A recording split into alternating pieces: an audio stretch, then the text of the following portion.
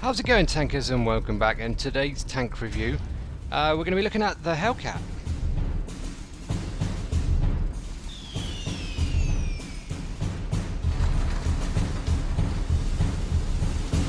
Right, tankers, this is the Tier 6 turreted American tank destroyer, the Hellcat. This is one of those tanks that is called a SEAL clubbing tank, and I can kind of agree with that. It has a 90mm cannon, a very, very effective 90mm cannon at Tier 6. It is very, very good. But it's also a glass cannon. I'll show you the armour in a minute. Apart from the front of the turret and the rear of the turret, you can get penetrated by HE. Especially the hull. Pretty much every tank you can meet can pen you with HE. And the turret, you'd be very lucky for a HE shot not to go in. And you need to be really careful as well, because that's your ammo rack at the back there. It's right out in the open. So if you see a Hellcat and you've got a fairly high pen going for your tier, and you want to take this thing out in one shot, have a poke at the back of the turret and see if you can blow the ammo rack. Anyway, so why is this such a powerful little tank? Well, two things: the gun and its manoeuvrability. So let's have a look a bit more into it. So there we go, the hull is 13mm all the way around. Like I said, pretty much every tank this can meet is going to pen this with HE. Even other Hellcats can two-hit this tank with HE. Doesn't have a huge amount of hit points at 570. So Hellcat on Hellcat, load up HE and you should be able to two-hit the Hellcat every time. The turret's a little better, 76mm on the front, but that's just the gun mantlet. So the areas around the gun mantlet you're still going to be able to penetrate easy.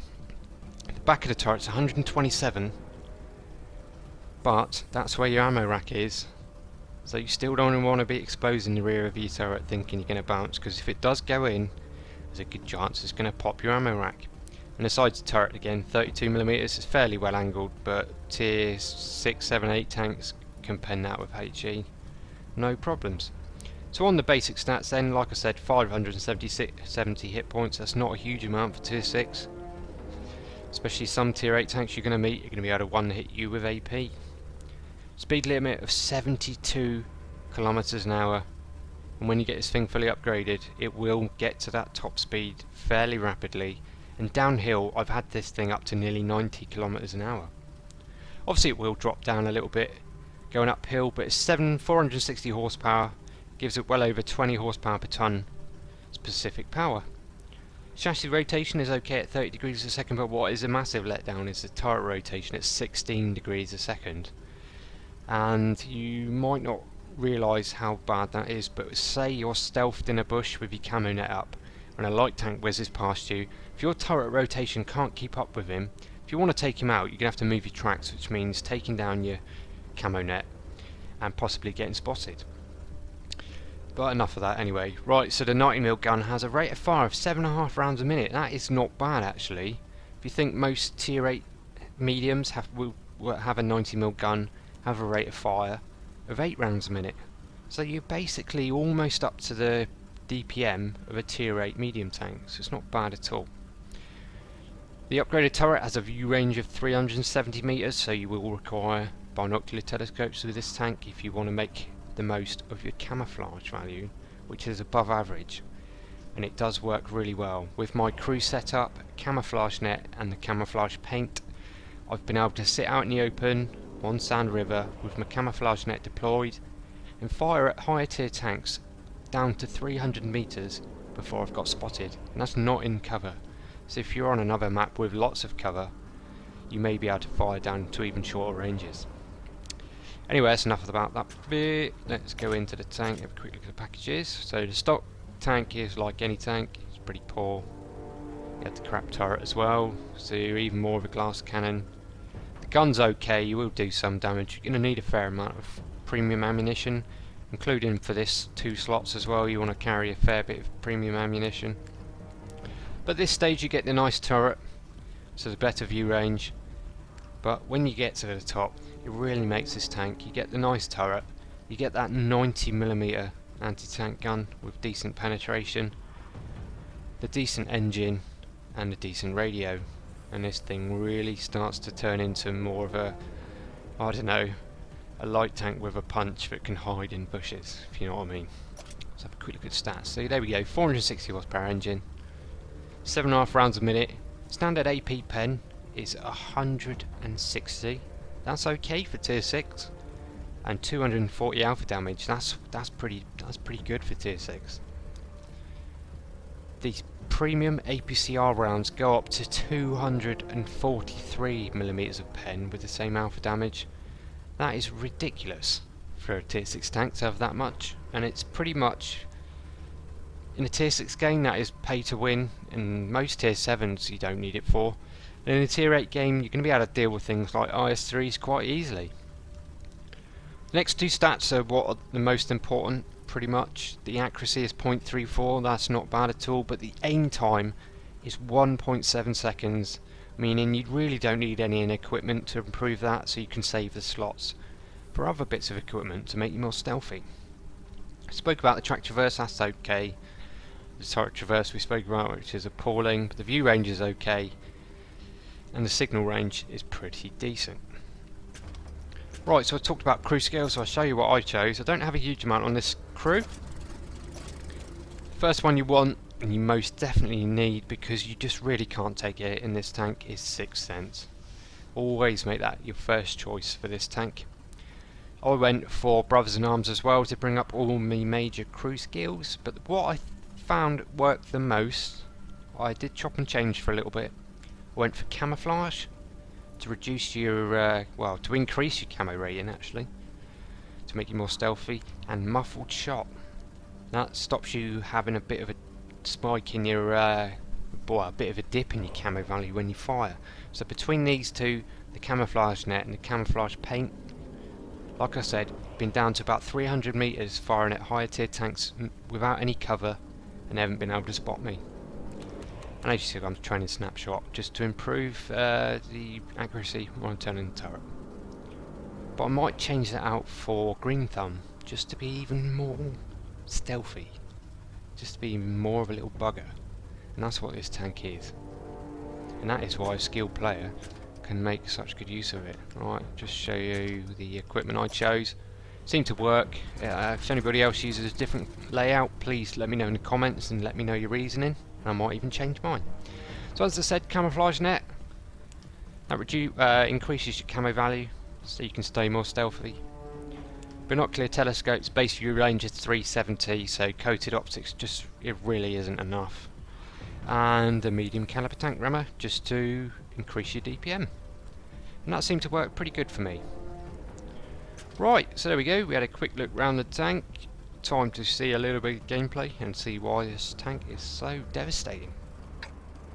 Let's go. Here we go, we're on Himmelsdorf and it's a tier 6 game, which is good. Especially on Himmelsdorf, this is not really the sort of map that's good for a Hellcat against higher tier tanks. It's not really anywhere to hide. And its speed gets a lot of people into trouble. They just think because it is really fast that they have to charge off to the front straight away. Not so bad in a tier 6 game, but if you get in a 7 or 8 game and you do that, there's a very good chance you're going to die in the first minute of the game. But I'm going to take a risk. I'm going to get up to the castle straight away. I am taking a risk because the enemy's team do go up the hill in any sort of force and I get there first. I'm going to be the first one to get shot at. But if they don't go up there, it's one of the few places on this map where you have a nice vantage point and can put the view range to work. So I pushed in with a bit of a view over, because if they did poke over I could have spotted them and not gone in to do what I'm about to do. Here we go, long range shots, disappeared, hit him anyway, only get a crit on his tracks probably. He has no idea what is going on. Just follow him around. There we go, we spot him, hit him, take his tracks off, do damage, and he's repaired and he's going to push on, but he's going to regret that. Boom. Hit him again, take his engine out. Because the alpha damage is quite high, you're more likely to do red damage to modules to lower tier tanks because of the alpha damage. So instead of just damaging his engine there, we actually broke his engine full stop, which made him stop and gave us time to put in the second shot. Because he'd used his repair kit, he couldn't move, and pretty much just abusing the view range here, abusing the position. This tank also gets 10 degrees of gun depression, so you can use positions other tanks can't. And the first hit we put into that guy there, the Type 58, I think I did his turret ring because he's not moving his turret and he's backing off. He's had enough.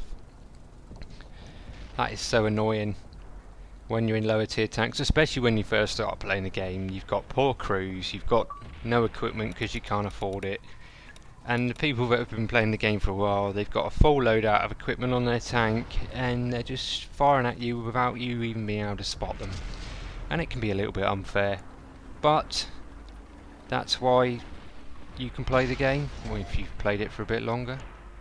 Oh, and I get spotted there, that's not good. What is it? Ah, it'd be that T1 heavy. 10 degrees of gun depression. Here we go. Get one in.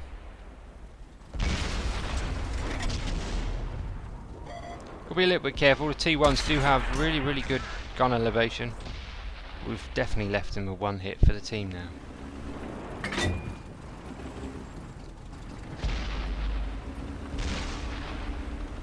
Like I said though, I took a bit of a risk coming up here without knowing what was coming, but it turned out to be a really good choice. So there's a big gaggle of them down there. There is a spot there that you can fire down, but I always keep an eye on the map. They've got a tank pushing towards our cap and I don't want to lose by cap. Very frustrating when that happens. All that way. I have all my hit points left, so it's time to go and use the speed and the manoeuvrability just to try and clear up some more of the enemy tanks before the game ends.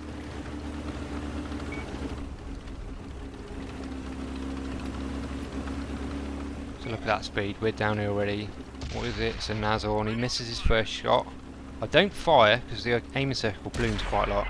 Go past, put one in. I know he's going to hit me, but I only need to hit him once more.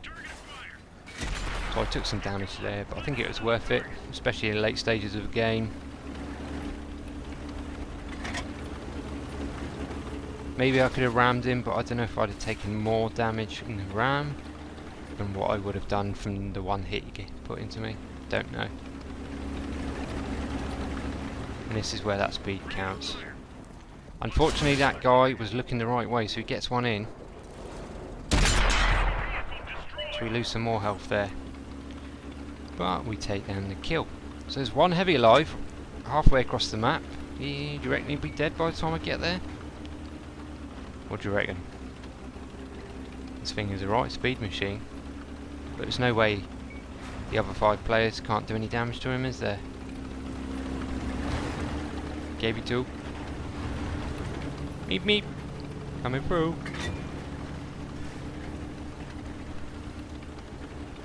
So this is why the Hellcat is so good. This sort of speed and manoeuvrability can be a little bit overwhelming for a newer player, but once you've been playing the game for a while, you can use it to a great effect. Right, so here we go. There it is, the Churchill 7. Put one in. I'm a 2-hit to him. I've loaded up a premium round, so he's have to count these rounds, otherwise he might be able to kill me. He misses by miles. We're just juking him, gives us time just to aim up the last shot, and there we go, 5 kills in the Hellcat. We got that last kill before the KV2 even turned up.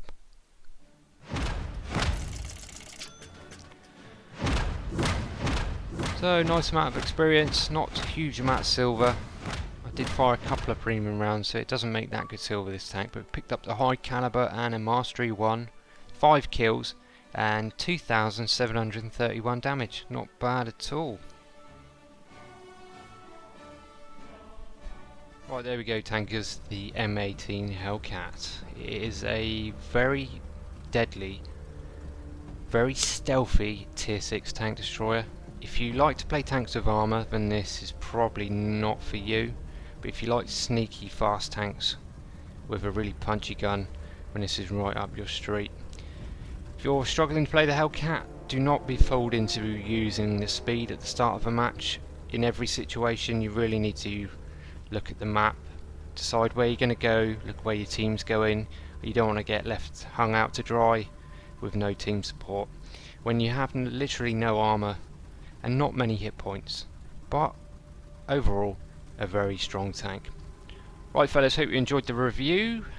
Please let me know in the comments what you think about the Hellcat and what you think about its status as a Seal Clubbers tank. Right, cheers guys, as ever, thank you very much for coming along. Please give the video a like if you did, please sub if you're not, and I'll catch you on the next one. See you later.